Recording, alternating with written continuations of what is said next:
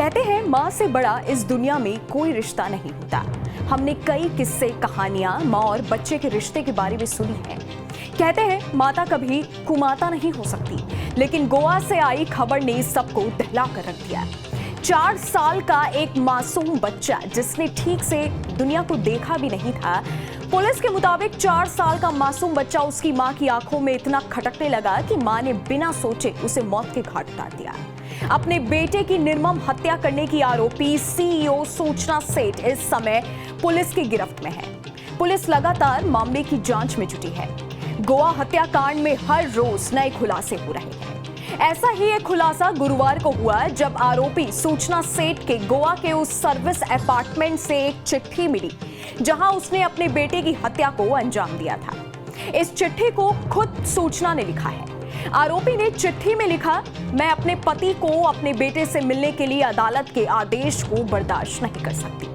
India today की एक report के मुताबिक पुलिस ने इस चिट्ठी को सील कर दिया है और फॉरेंसिक साइंस लेबोरेटरी यानी कि एफएसएल को जांच के लिए भेज दिया है। एफएसएल की टीम हैंडराइटिंग एक्सपर्ट के जरिए सूचना सेठ की लिखावट से इसकी तुलना करने वाली है। अब तक जो भी जांच की गई उसमें पता चला है कि सूचना सेठ नहीं चाहती थी कि उसका पति अपने बेटे से मुलाकात करे, इसलिए उसने खुद ही अपने 4 साल के बेटे की निर्मम हत्या कर दी। सूचना सेठ को कर्नाटक के चित्रदुर्ग से गिरफ्तार किया गया था। चित्रदुर्ग में ही पुलिस ने जब टैक्सी में रखे उसके बैग की जांच की तो उसमें से शव बरामद हुआ था। इसके बाद आरोपी महिला को गोवा पुलिस को सौंप दिया गया। फिलहाल आरोपी महिला को 6 दिन की पुलिस हिरासत में भेजा गया है। खबरों के मुताबिक सूचना सेठ जो बैंगलोर में एक AI startup company mindful AI lab में सीईओ के पद पर काम करती है। सूचना 100 brilliant women in AI ethics for 2021 का भी हिस्सा रह चुकी है। प्रोफाइल के मुताबिक वो AI ethics expert and data scientist है।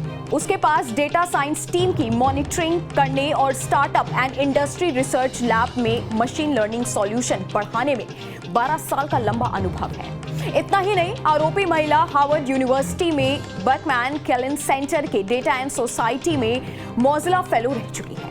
वो बैंगलोर में मौजूद रमन रिसर्च इंस्टीट्यूट में रिसर्च फेलो भी रह चुकी है। मीडिया रिपोर्ट्स के मुताबिक सूचना सेठ और उसके पति वेकेंट रमन की मुलाकात बैंगलोर में हुई थी, जिसके बाद उन्होंने 2010 में शादी कर ली। दोनों का 2020 में तलाक भी हो गया था।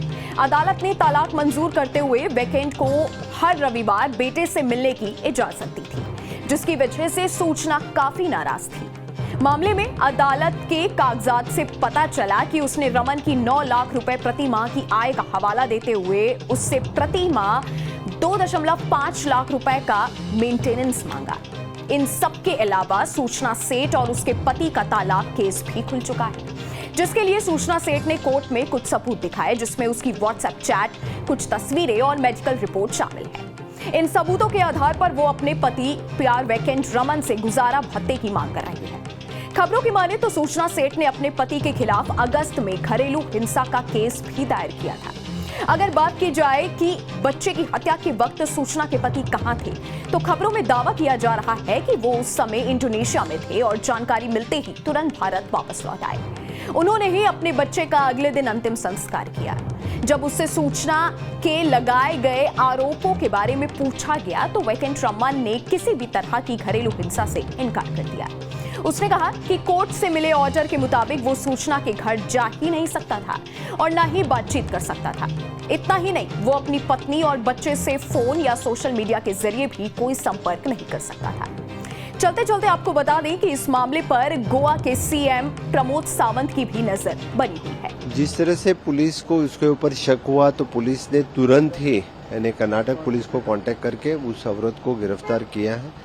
मुझे लगता है बाकी इन्वेस्टिगेशन चल रहा है और वो उसको अरेस्ट किया है और बाकी हमारी जो एसपी नॉर्थ और पूरी टीम यानी उस केस के लास्ट अंत तक जाएंगे और उसको गोवा पुलिस हमेशा के लिए गोवा पुलिस हर तरह की इस केस डिटेक्ट हमेशा के लिए करते हैं और उसका फाइनल रिजल्ट तक हमेशा के लिए पहुंचते इसी केस को डिटेक्ट किया। उन्होंने पुलिस से कहा कि मामले की जांच गंभीरता से होनी चाहिए।